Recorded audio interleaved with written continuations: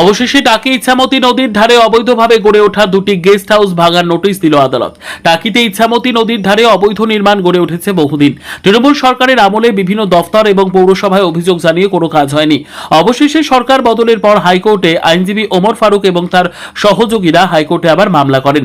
এবার হাইকোর্টের নির্দেশে টাকি পৌরসভা এই দুটি গেস্ট হাউস ভাঙার নির্দেশ দিল, যা আগামী 1 জুলাই ভাঙার নির্দেশ আছে। আর এই নিয়ে রীতিমতন খুশি টাকির মানুষ। দেখুন, টাকি তো একটা সময় একটা কালচারাল ঐতিহ্যবাহী শহর ছিল এবং এটা ছিল অনেকটা পর্যটন কেন্দ্র হিসেবে।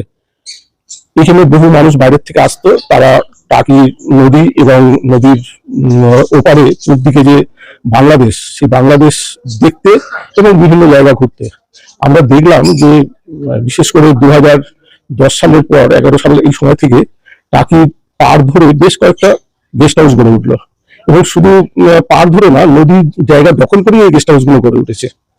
ফলে যেটা হয়েছে, একদিক থেকে নদীকে গার্ড করা হয়েছে, উল্টো দিক থেকে এই যে গেস্ট হাউস গুলো গড়ে উঠলো, সেই গেস্ট হাউস গুলো আপনার নদীর ভেতরে হওয়াতে পরিবেশগত দিক থেকে অনেকগুলো সমস্যা দেখা দিল এবং এইগুলো সমস্তই বেআইনি বলে আমরা মনে করি। এবং এর আগে আমরা এই নিয়ে বিভিন্ন সময় আন্দোলনও করেছি, লেখালেখিও করেছি বিভিন্ন জায়গায়, কিন্তু কোনো কাজের কাজ হয়নি আজ পর্যন্ত মানে আমি সেই কিছু আগে পর্যন্ত হয়নি। পরবর্তী সময় আমরা দেখলাম যে সরকার যখন বদল হলো, তখন একটা উদ্যোগ নেওয়া হয়েছে যে বিভিন্ন বেআইনি যে গেস্ট হাউস গুলো, সেই গেস্ট হাউস গুলো ভাঙার একটা উদ্যোগ। এবং তার ক্ষেত্রে প্রথম আমরা শুনলাম যে দিশা গেস্ট হাউস এবং সিটি গেস্ট হাউস, এবং এই দুটো গেস্ট হাউস শুধু না, আরো যে গেস্ট হাউস গুলো আছে সেগুলোকে আমাদের ভাবতে হবে।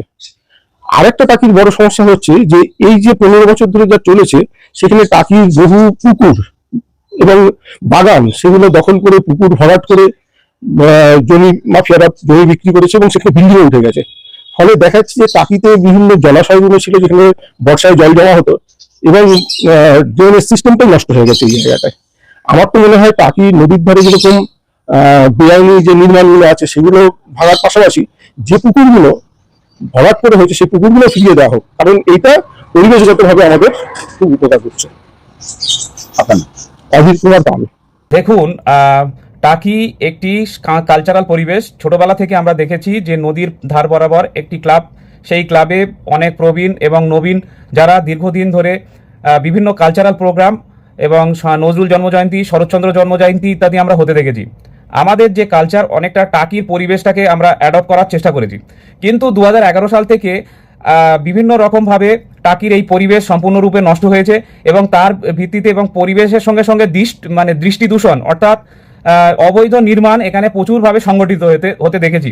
এবং দেখা গেছে যে সমস্ত অবৈধ নির্মাণ হাইকোর্ট ভাঙার নির্দেশ দিয়েছে, সেগুলো হলো প্ল্যান অন্য জায়গায় স্যাংশন হয়েছে এবং তার পরবর্তীতে নদীর ধার বরাবর এই কনস্ট্রাকশনগুলো করা হয়েছে।